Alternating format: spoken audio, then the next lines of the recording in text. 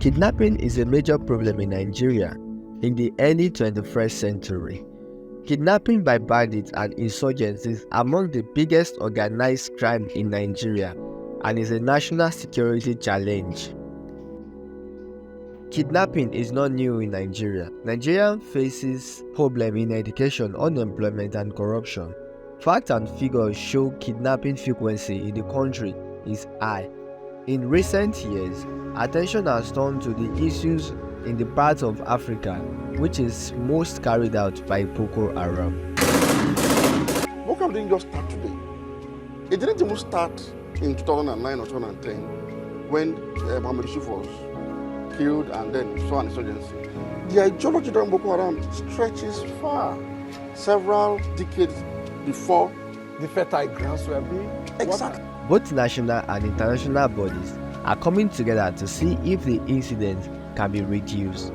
Boko Haram's kidnapping are both political and religious, according to both their leaders and the Nigerian government. And politicians played a role. I say this because they weaponize the concept of political Islam to galvanize political power in promise of an Islamic state in Nigeria through the current constitutional order. Sometimes, ordinary citizens participate in this crime in order to fill their pockets. Usually youths employed by rich men who conduct kidnapping as a modern business. They target rich families and sometimes demand up to 20 million naira.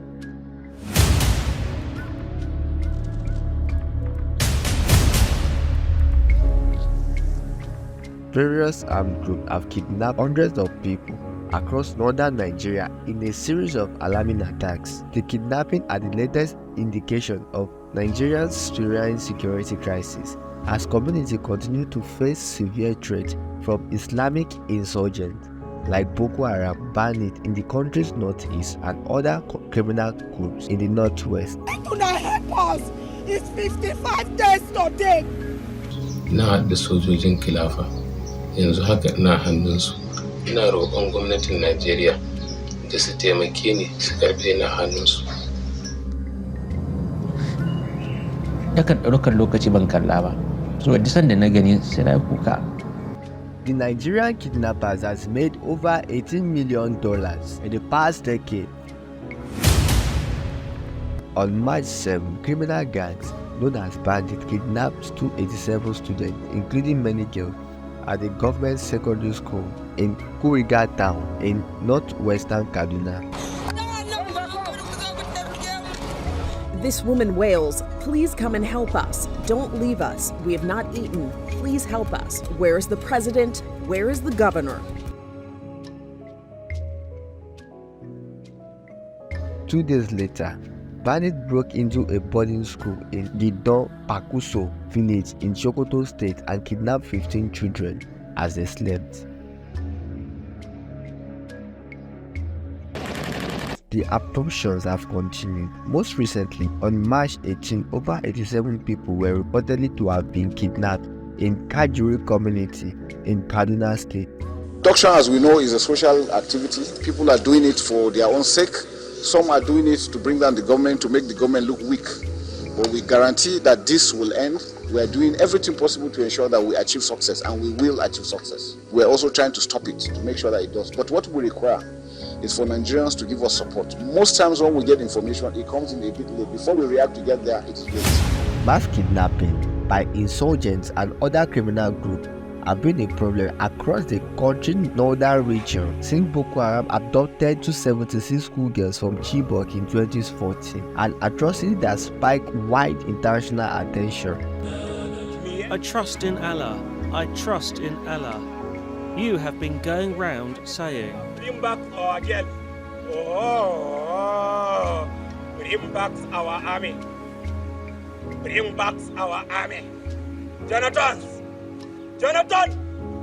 girl, Christian, bring back our army. Refinery.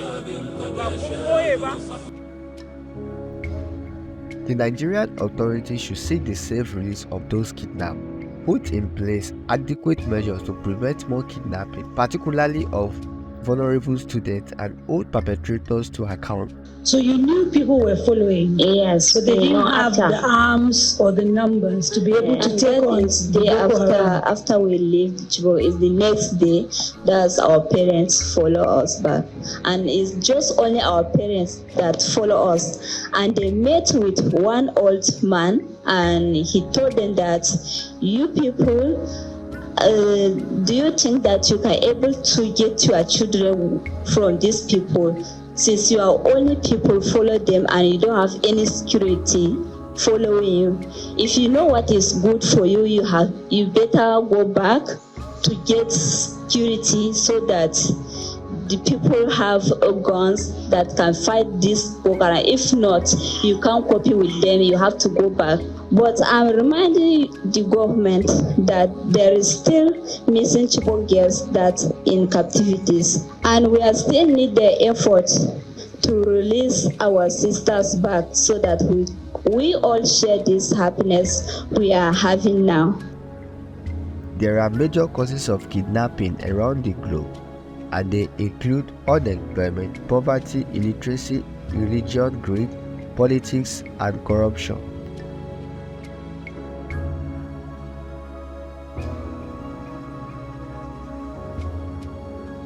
We do not under any circumstance encourage the payment of ransom to kidnappers or other criminals, as it is tantamount to rewarding crime and motivating other criminals to follow that path.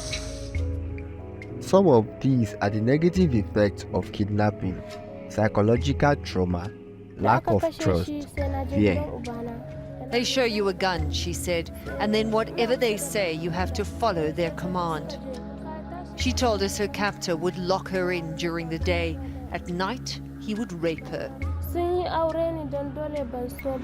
He would go on operations and kill people, she said, and then come home and force me to be with him. She told us, I am not enjoying that I have a baby from a Boko Haram man.